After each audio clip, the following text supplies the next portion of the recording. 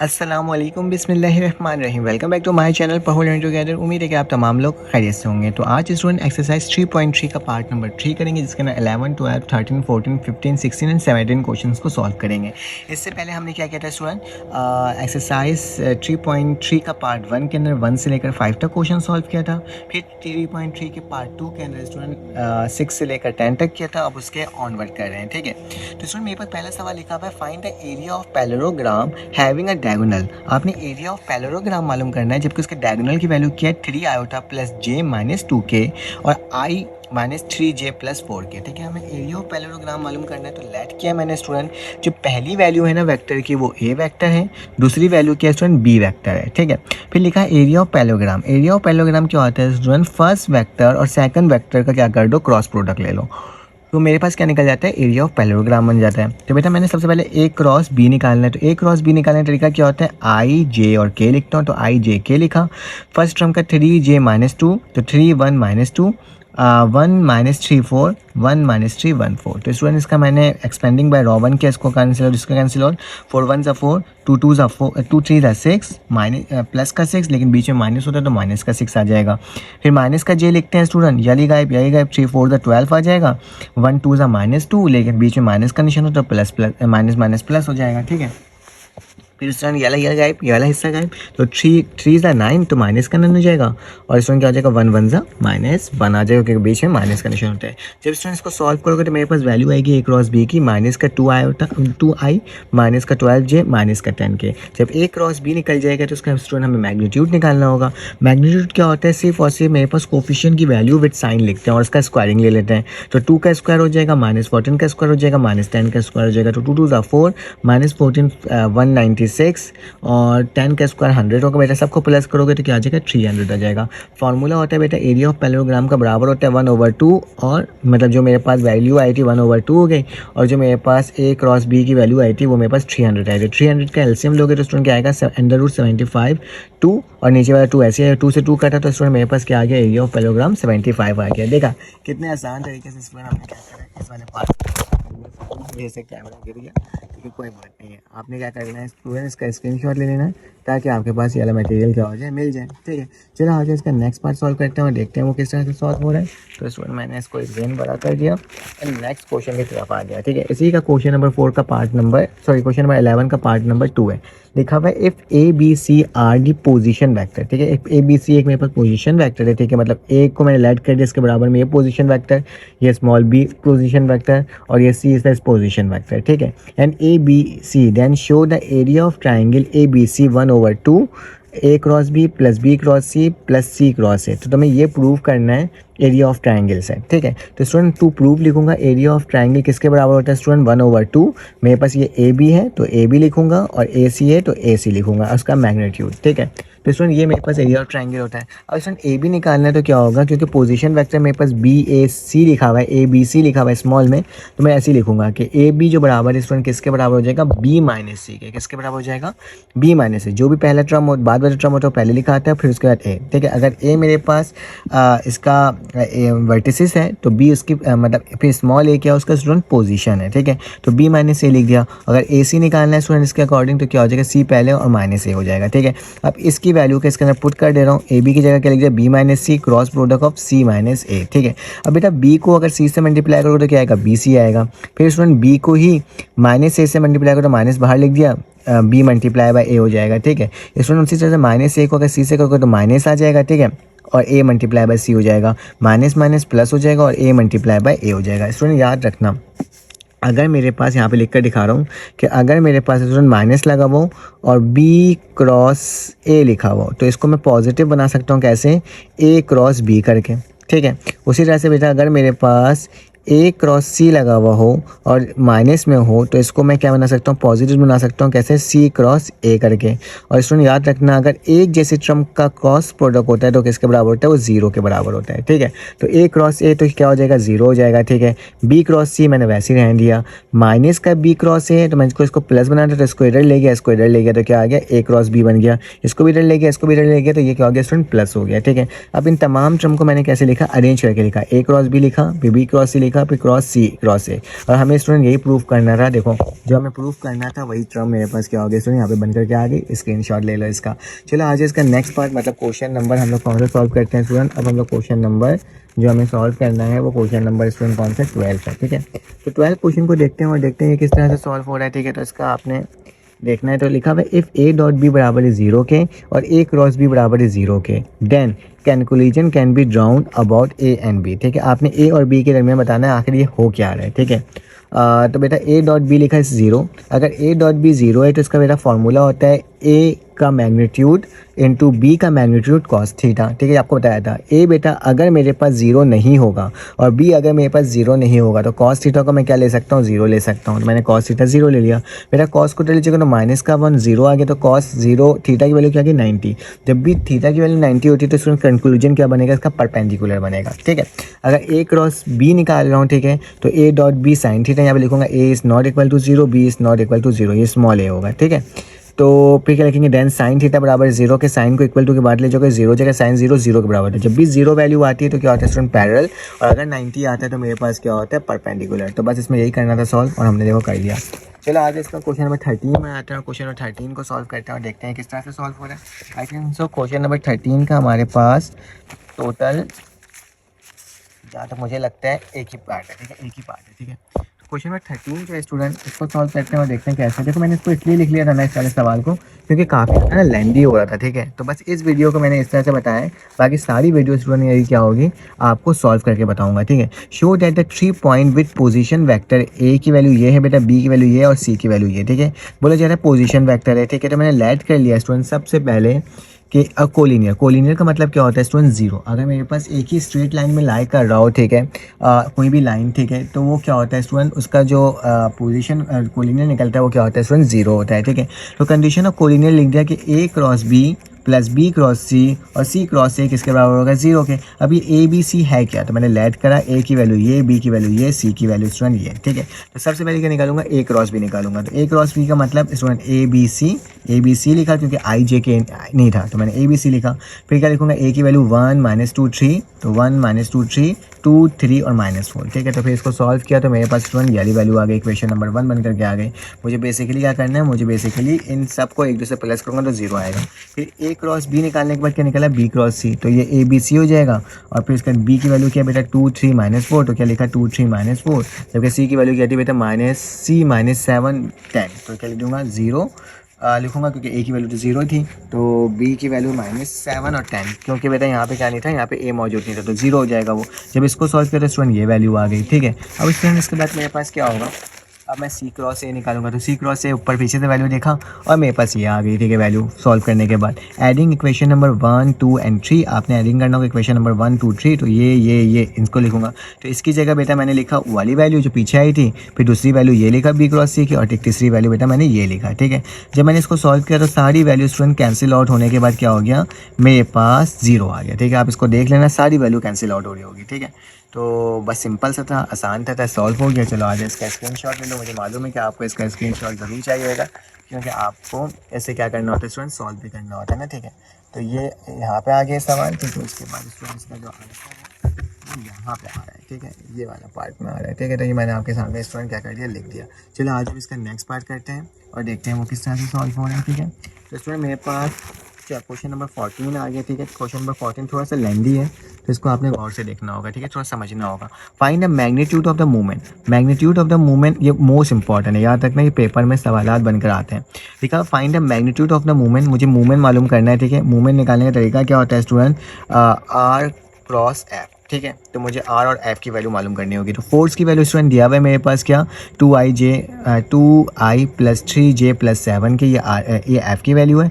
Are की value क्या दिया हुआ है बेटा, मेरे पास दिया हुआ है कि 1 2 3 है when applied at the point -2 0, ठीक है। जब भी मुझे आर निकालना हो तो मैं इसको लेट कर लूँगा स्टूडेंट, क्या ये ए है और ये क्या स्टूडेंट बी है। तो मुझे अगर इसका बेटा आर निकालना है, ठीक है, तो क्या होता है हमेशा मेरे पास क्या होगा, इसको मैं इस तरह से लिखूंगा कि मैं क्या निकाल रहा हूँ, ए बी निकाल रहा हूँ। आर जो होता है स्टूडेंट ए बी वेक्टर, ठीक है, ए से लेकर बी तक का डायरेक्शन, ठीक है। तो स्टूडेंट ए से बी तक का निकालने तरीका पहले बी लिख दो और फिर इसका ए लिख दो। तो ए की वैल्यू बी की वैल्यू ये है बेटा, ए की वैल्यू ये। जब सॉल्व करें तो मेरे पास क्या क्या माइनस का 2i माइनस का 3k, क्योंकि 0 है तो 0 तो लिखने की ज़रूरत ही नहीं है।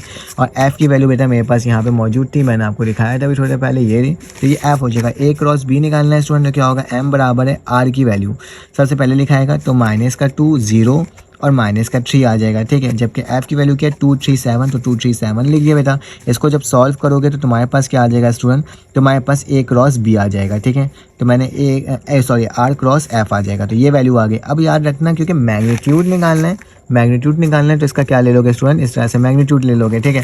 तो जो भी वैल्यू आई थी उसका क्या ले लोगे, स्क्वायर। तो क्या आ जाएगा 9 का स्क्वायर, 8 का स्क्वायर माइनस 6 का स्क्वायर, 9 9 से 81, 8 8 से 64, 6 6 से 36, सबको प्लस करोगे तो 181 इसका क्या आ जाएगा स्टूडेंट, मुंह में आ जाएगा। देखा कितना आसान तरीके से सॉल्व कर लिया। चलो आज इसका भी स्क्रीनशॉट ले लो ताकि आपके पास इसका मटेरियल आ जाए। चलो आज हम इसका नेक्स्ट पार्ट करते हैं और देखते हैं वो किस तरह से सॉल्व हो रहा है। तो पार्ट नंबर 2 भी कोई मुश्किल नहीं है, वही सवाल है। लिखा हुआ है 2 force 2i minus J plus 3k and 3i plus 4j minus 2k। अब दो फोर्स दिया हुआ है, ठीक है, F1 और F2 applied at the same point. और इसी तरह से मेरे पास क्या है student, 1 minus 2 4 find the moment there concurrent force is 0 0 0। जब इसका कॉन्करेंट फोर्स अगर 0 0 0 हो जाएगा, मुझे r की वैल्यू भी गिवन है, ठीक है, और मुझे f की वैल्यू भी गिवन है, तो मैं क्या कर सकता हूँ, फाइंड कर सकता हूँ। सबसे पहले लिखा लेट किया, F1 की वैल्यू बेटा ये, F2 की वैल्यू ये, तो हमें फाइनल वैल्यू निकालना है, नेट वैल्यू निकालनी है स्टूडेंट। तो वो किस तरह से निकलेगा, F1 प्लस F2। तो F1 की वैल्यू ये थी, F2 की वैल्यू ये थी, दोनों को प्लस किया तो क्या आ गया 5i माइनस 3j और प्लस के। जबकि r की वैल्यू बेटा ये गिवन थी, तो i माइनस 2j और प्लस का 4k। तो ये मैंने आपके सामने लिख दिया। दोनों का मूवमेंट निकालना है, तो r क्रॉस f हो जाएगा। दोनों को सॉल्व करूँगा तो i j k लिखा, 5 3k 1 सॉरी यहाँ पे क्या बेटा 5 3। अच्छा ये वैल्यू जो वैल्यू है स्टूडेंट मेरे पास क्या आएगी यहाँ पे, यहाँ पे ये 4 होगा, ठीक है। कैसे ही देख लेते हैं, नहीं 4 नहीं होगा बल्कि 1 ही होगा, ठीक है। मैं इसको देख लेता हूँ एक बार कि मेरे पास यहाँ पे लिखने में गलती तो नहीं है। 2i है और 3i है, तो 5i हो जाएगा, ठीक है। फिर इसका माइनस का j प्लस का 4, तो प्लस का 3j प्लस का 3 प्लस का 2, तो k आ रहा है। तो स्टूडेंट यहाँ पे जो वैल्यू है वो 1 होनी चाहिए, ठीक है। तो मैंने क्या लिख दिया, 1 लिख दिया। और नीचे अच्छा सॉरी r क्रॉस f है ना, तो r की वैल्यू जो है स्टूडेंट वो क्या है 1 माइनस 2 और ये 4 है, ठीक है। अब सही है। और f की वैल्यू बेटा 5 3 और 1 है, ठीक है। थोड़ा सा देखने में गलती हो गई थी, खैर है बेटा ये 4 ही होगा, ठीक है, थोड़ा सा गंदा हो गया। तो बेटा इसको जब एक्सपेंडिंग करोगे तो मेरे पास ये वैल्यू निकल कर आएगी, फिर इसका मैग्नीट्यूड लोगे तो स्टूडेंट मेरे पास ये वैल्यू निकल के आ जाएगी। कुछ ज़्यादा नहीं करना था, वही सवाल था और हमने क्या कर दिया, इसको सॉल्व कर लिया, ठीक है। मेरा मेन मकसद है कि आपके पास इसका सोल्यूशन मौजूद हो और जो कॉन्सेप्ट हो वो आपको क्लियर हो, ठीक है। तो स्टूडेंट चलो आ जाओ। अब हमारे पास जो सवाल है वो 15 क्वेश्चन आ गया, ठीक है। तो लिखा हुआ है at what point the 2i plus 2j minus 3k show the applied force, ठीक है, वेक्टर मूवमेंट। जबकि वेक्टर मूवमेंट की वैल्यू गिवन है स्टूडेंट, फोर्स की वैल्यू गिवन है, ठीक है, अबाउट -1 2 और -3। तो मैं यहाँ पे लिख कर दिखाता हूँ स्टूडेंट कि मेरे पास क्या है, मैंने लेट कर लिया p मेरे पास जो है स्टूडेंट वो क्या है -1 2 और -3। जबकि फोर्स है 2i plus 2j minus 3k। और बेटा मेरे पास मूवमेंट की वैल्यू क्या है student 3i minus 2j plus k, ठीक है। बेटा मुझे r नहीं मालूम, एक वैल्यू तो मुझे मालूम है, ठीक है, r की दूसरी वैल्यू नहीं मालूम। तो मैंने लेट कर लिया q बराबर है बेटा x y z, और मुझे इसी को क्या करना है स्टूडेंट फाइंड आउट करना है, दूसरी वैल्यू को फाइंड आउट करनी है, ठीक है। तो बेटा r निकालना होगा तो p q निकालेंगे, जाहिर सी बात ये रहा p और q। तो पहले q आएगा और फिर क्या आएगा p। q की वैल्यू बेटा क्या है x और p की वैल्यू क्या है बेटा यहाँ पे 1, तो यहाँ पे लिख दिया 1, ठीक है, क्योंकि माइनस है तो माइनस माइनस क्या हो जाएगा प्लस हो जाएगा। फिर स्टूडेंट मेरे पास क्या लिखा हुआ है, q की वैल्यू y है, प्लस का 2 है तो क्या हो जाएगा माइनस का 2 हो जाएगा, क्योंकि पीछे माइनस का निशान है। फिर स्टूडेंट मेरे पास क्या है z है, तो z लिखा, माइनस माइनस फिर प्लस हो जाएगा, ये हो जाएगा। तो student x plus Y minus 2, ये मेरे पास r की वैल्यू निकल कर आई है, ठीक है। अब मैं मूवमेंट निकालूंगा तो क्या होगा r क्रॉस f। तो और बेटा मेरे पास याद रखना m की जो वैल्यू है वो ये है, तो मैंने यहाँ पे लिख लिया, ठीक है। r और इसके दरमियान क्रॉस प्रोडक्ट तो आई जे के, और मेरे पास r की वैल्यू बेटा ये है, तो x प्लस 1 वाई माइनस 2 और x प्लस 3। और f की वैल्यू बेटा मेरे पास क्या है 3 माइनस 2 सॉरी 2 2 माइनस 3। तो क्या लिखा 2 2 माइनस 3। बेटा जब इसको सॉल्व किया तो इक्वल टू के बाद मेरे पास ये वैल्यू बन करके आएगी, ठीक है, जब इसको सॉल्व करोगे, ठीक है। तो प्लस 6 से माइनस 6 कैंसिल आउट हो गया।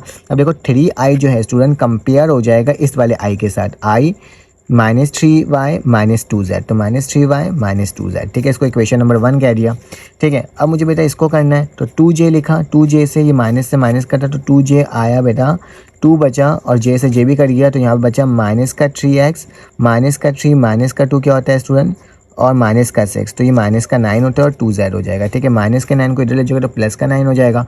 तो 9 + 2 किसका होता है 11, तो माइनस का 3x माइनस का 2z इक्वेशन नंबर 2 के बराबर हो जाएगा। उसी तरीके से अगर यहाँ पे देखा जाए स्टूडेंट, लास्ट वाली 1 के बराबर हो जाएगा इसके, k से k कैंसिल आउट हो गया, तो क्या बचा 2x और 2y, और 2 + 4 किसके बराबर होता है 6 के, तो ये इक्वेशन नंबर क्या हो जाएगा 3 हो जाएगा। ठीक है, तो ये हमने 3 इक्वेशन निकाला है और मुझे x y z की वैल्यू फाइंड आउट करनी है। ठीक है, तो इन तीनों को सॉल्व करेंगे जिसकी मदद से इसकी वैल्यू निकाल लेंगे। ठीक है, तो स्टूडेंट अगर मैं ये देखो माइनस का 3y माइनस का 2z और देखो माइनस का 3x माइनस का 2z, अगर इस इक्वेशन को मैं सब्ट्रैक्ट करवा दूं तो ये माइनस माइनस प्लस हो जाएगा, तो ये क्या हो जाएगा स्टूडेंट, दोनों 2z कैंसिल आउट हो जाएगा। ठीक है, तो मैंने यही काम करा है यहाँ पर, आप जरा देखना, मैंने लिखा सॉल्व द इक्वेशन 1 और 2। ठीक है, 1 और 2 को सॉल्व कर रहा हूँ एंड सब्ट्रैक्ट, और क्या कर रहा हूँ सब्ट्रैक्ट भी कर रहा हूँ। ठीक है, सब्ट्रैक्ट में 3 माइनस 3y माइनस 2z और इक्वल टू 3 लिख दिया, और दूसरी वैल्यू को भी यहाँ से स्टूडेंट दोनों वैल्यूज़ को मैंने यहाँ से देख करके क्या करा है लिखा है। ठीक है, तो मैंने लिखा तो z जबकि सब्ट्रैक्ट कर रहा हूँ तो साइन चेंज होता है, तो प्लस हो जाएगा प्लस हो जाएगा और ये माइनस हो जाएगा, कैंसिल आउट हो गया स्टूडेंट। तो यहाँ पे क्या बचेगा 3x प्लस में है और माइनस का 3y। ठीक है, 11 में से 3 जाएगा तो माइनस का 8 बनेगा, ये इक्वेशन नंबर 4 हो गया। अब स्टूडेंट मैं इक्वेशन नंबर 4 और इक्वेशन नंबर 3 को सॉल्व करूँगा। 3 ये रहा, ठीक है, माइनस का 5 2x प्लस का 2y। ठीक है, और स्टूडेंट एक मेरे पास क्या है ये है 3x माइनस 3y और माइनस का है, तो स्टूडेंट मैं y को कैंसिल आउट कर सकता हूँ क्योंकि 3 है ना, अगर इस वैल्यू को स्टूडेंट 2 से मल्टीप्लाई कर दूँ तो क्या हो जाएगा 3 2 6, 3 2 6 और 3 8 जा मेरे पास क्या हो जाएगा 16। ठीक है, सॉरी यहाँ पे मैं 3 ये वाली टर्म है ना, इसको नहीं, मैं उसको मल्टीप्लाई कर रहा था, इसको 2 से मल्टीप्लाई करूँगा, 2 3 6 2 3 6, और बेटा यहाँ पे क्या हो जाएगा, यहाँ पे आ जाएगा 2 8 6, 2 को अगर मैं किससे मल्टीप्लाई कर दूँ 3 से, तो मेरे पास 2 से 8 2 16 हो जाएगा, तो मेरे पास 16 आ रहा है। ठीक है, मैंने क्या लिखा इक्वेशन नंबर 3 और इक्वेशन नंबर 4, इक्वेशन नंबर 3 को मल्टीप्लाई कर रहा हूँ 3 से और इक्वेशन नंबर 4 को 2 से, अगर मैं इसको 2 से मल्टीप्लाई करता हूँ स्टूडेंट तो क्या आ जाएगा 6 आ जाएगा, ये भी 6 आ जाएगा और ये क्या आ जाएगा 16 आ जाएगा। ठीक है, और इक्वेशन नंबर 3 को स्टूडेंट अगर मैं 3 से मल्टीप्लाई कर रहा हूँ तो मेरे पास क्या आ जाएगा,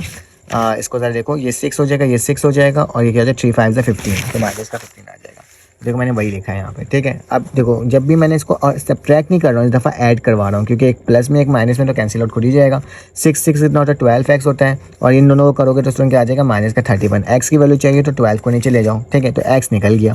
फिर जब x निकल जाएगा इसको इक्वेशन नंबर 3 का ना पुट करोगे तो इक्वेशन नंबर 3 पीछे से देख लेना, जब सॉल्व करोगे स्टूडेंट क्या वैल्यू आ जाएगी, y की वैल्यू माइनस का 1/2। ठीक, 1/12। ठीक है, जब ये भी आ जाएगी स्टूडेंट तो मुझे पुट करना होगा इसको इक्वेशन नंबर 1 के अंदर, तो जब पुट करूँगा तो z की वैल्यू क्या आ जाएगी माइनस का 3/8, तो स्टूडेंट माइनस का 31 12 1/12 और माइनस का 13/8 जो कि मुझे क्यों निकालना था और हमने निकाल लिया। इसका स्क्रीनशॉट ले सकते हो, इसलिए मैं यहाँ पे दिखा देता हूँ आपको स्क्रीनशॉट, ताकि आपके पास क्या हो जाए स्टूडेंट, आपके पास मटेरियल आ जाए। ठीक है, ये वाला ट्रम हो गया, उसके बाद इसमें मेरे पास ये वाली ट्रम है जिसका स्क्रीनशॉट लेना पड़ेगा आपको, और देन फिर स्टूडेंट आपके पास ये है। ठीक है, तो ये मैंने करवा दिया। चलो आगे इसका पार्ट नंबर क्या करते हैं स्टूडेंट 16 करते हैं, सेकंड लास्ट क्वेश्चन है। ठीक है स्टूडेंट, मैंने इसका सवाल नहीं लिखा क्योंकि काफ़ी बड़ा सवाल था, हमारे पास ऑलरेडी आर की वैल्यू गिवन थी, एफ की वैल्यू गिवन थी, हमें इसमें मूवमेंट नहीं निकालना था। ठीक है, तो मूवमेंट निकालने का तरीका क्या होता है, आर मल्टीप्लाई बाय एफ। ठीक है, आर क्रॉस एफ, तो आर की वैल्यू बेटा आई जे के मैंने लिख लिया, एफ की वैल्यू आर में था बेटा 2 3 और 5, देखो 2 3 और 5, तो 2 3 और 5 आ गया। जबकि बेटा एफ में क्या था 3 2 और 7, तो क्या लिखते 3 2 और 7। जब मैंने इसको सॉल्व किया स्टूडेंट, आई लिखा ये गायब 3 5 7 2 3 5 2 7। ठीक है, फिर ये गायब तो क्या होगा 2 5 3 7 2 5 3 7, ये गायब तो क्या हो गया स्टूडेंट 2 3 3 2 2 3 3 2। ठीक है, जब इसको सॉल्व किया तो स्टूडेंट क्या आ गया 3 2 जा 3 7 जा 21, 2 5 जा 10, 2 7 जा 14, 3 5 जा 15, 2 2 जा 4, 3 3 जा 9। तो जब मैंने इसको सॉल्व किया तो मेरे पास स्टूडेंट मोमेंट की वैल्यू क्या आ गई 11i + j - 5k। याद रखना स्टूडेंट, मुझे इसका मैग्नीट्यूड निकालने नहीं बोला था, तभी मैंने इसका मैग्नीट्यूड नहीं निकाला। ठीक है, और स्टूडेंट इसका आखिरी सवाल कर लेते हैं और देख लेते हैं कैसे सॉल्व हो रहा है स्टूडेंट। तो इसमें लिखा हुआ a seesaw is fix from its middle, एक सीसॉ है। ठीक है, वो क्या है स्टूडेंट, फिक्स है एक मिडल पॉइंट में, विच एट 0 2 and 3 टू फोर्सेस, एक F1 दिया हुआ है F2 दिया हुआ है, और अप्लाइड ऑन द पॉइंट। ठीक है, उन दोनों जगह पॉइंट है। ठीक है, उसमें फोर्सेस अप्लाई हो रहा है। ठीक है, एक पॉइंट की वैल्यू 4 5 3 है और दूसरे पॉइंट की वैल्यू क्या है -4 -1 और 3 रिस्पेक्टिवली। Find the movement produced by each pole, मतलब इसके लिए भी और इसके लिए भी, दोनों के लिए मुझे क्या निकालना है स्टूडेंट, मूवमेंट निकालना है about fix point in the seesaw, किसको देखते हुए, फिक्स पॉइंट को देखते हुए। ठीक है, देन इसको और ये, फिर इसको और ये। ठीक है।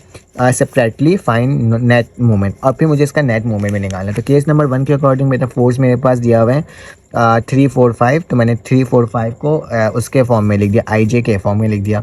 स्टूडेंट फिर मैंने लैड कर लिया कि मेरे पास जो पहली वैल्यू दी हुई है ना, ये 023, ये मैंने फिक्स बोल दिया, ठीक है। 02 क्या है मेरे पास, क्यू है, ठीक है। उसी तरह से P1 बोला बेटा मैंने किसको, इसको बोला 453, तो मैंने 453 ले लिया। तो बेटा मैं PQ की पहले वैल्यू निकालूंगा, मतलब R की वैल्यू निकालूंगा।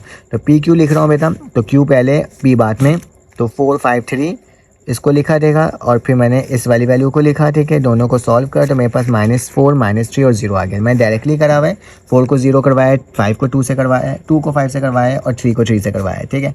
तो ये मेरे पास वैल्यू आ गई, ठीक है। तो R की वैल्यू निकल गई, तो M1 की वैल्यू निकालना है, मूवमेंट 1, तो R F1, तो बेटा इसको आई जे कर रहा, तो मेरे पास M1 की वैल्यू स्टूडेंट ये बन करके क्या हो गई, आ गई, ठीक है।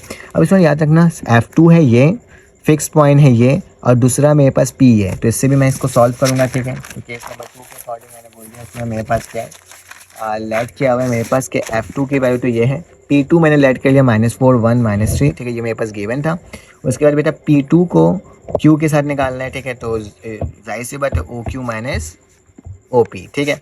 तो इसकी वैल्यू क्या हो जाएगी, सबसे पहले Q की वैल्यू थे बेटा, Q की वैल्यू मेरे पास गिवन है, मैं यहाँ पे लिख देता हूँ। Q की वैल्यू क्या गिवन थी बेटा, Q की वैल्यू मेरे पास पीछे से मैं देख लेता हूँ, 023 जो कि फिक्स, क्या लिख दूंगा, 0 2 और 3, ठीक है। तो 0 को -4 से किया तो +4 हो गया, 2 को -1 से किया तो +1 हो गया, 3 को -3 से 3 को +3 से किया तो -3 हो गया, ठीक है, क्योंकि माइनस ही करवाना था। तो 4 3 0 आ गया बेटा। मूवमेंट निकालना था, मैंने यहाँ पे क्रॉस प्रोडक्ट M2 की वैल्यू मेरे पास स्टूडेंट हाँ, M2 की वैल्यू बेटा कैसे निकलेगी, M2 की वैल्यू मेरे पास यहाँ पे एक चीज़ रह गया है, तो M2 बराबर होता है R क्रॉस F, ठीक है। जबकि मेरे पास क्या हो जाएगा, M2 की वैल्यू बेटा यहाँ पे I J K, ठीक है। R की वैल्यू क्या है बेटा 430, तो क्या लिखूँगा 430, जबकि F की वैल्यू क्या है बेटा यहाँ पे 927, ठीक है। तो जब इसको सॉल्व करोगे तो सुन ये सॉल्व होगा, ठीक है, इसको सॉल्व कर लेना, ठीक है। और फिर मेरे पास ये वैल्यू आ जाएगी। जब नेट फोर्स की वैल्यू मालूम की गई तो मैंने लिखा M नेट, M1 को प्लस कर दूंगा M2 से, M1 की वैल्यू पीछे लिखी हुई है, N2 की वैल्यू ये, दोनों को प्लस किया तो नेट फोर्स, नेट मूवमेंट मेरे पास ये निकल गया, ठीक है। चलो आज स्टूडेंट्स का भी स्क्रीनशॉट ले लो ताकि आपके पास का मटेरियल आ जाए। तो अल्हम्दुलिल्लाह स्टूडेंट हमने इसको क्या कर लिया, कम्प्लीटली सॉल्व कर लिया, ठीक है, ताकि क्या हो सके आपके बोर्ड के पेपर में अच्छे मार्क्स आ सके। इंशाल्लाह नेक्स्ट चैप्टर नेक्स्ट एक्सरसाइज को करवाऊंगा, तो हर एक सवाल को स्टूडेंट्स के सॉल्व करवाऊंगा। इंशाल्लाह आपसे मुलाकात होती है नेक्स्ट वीडियो में। जब तक के लिए अपना ख्याल रखो, अपने ख्याल को दुआ में रखो। अल्लाह हाफिज़।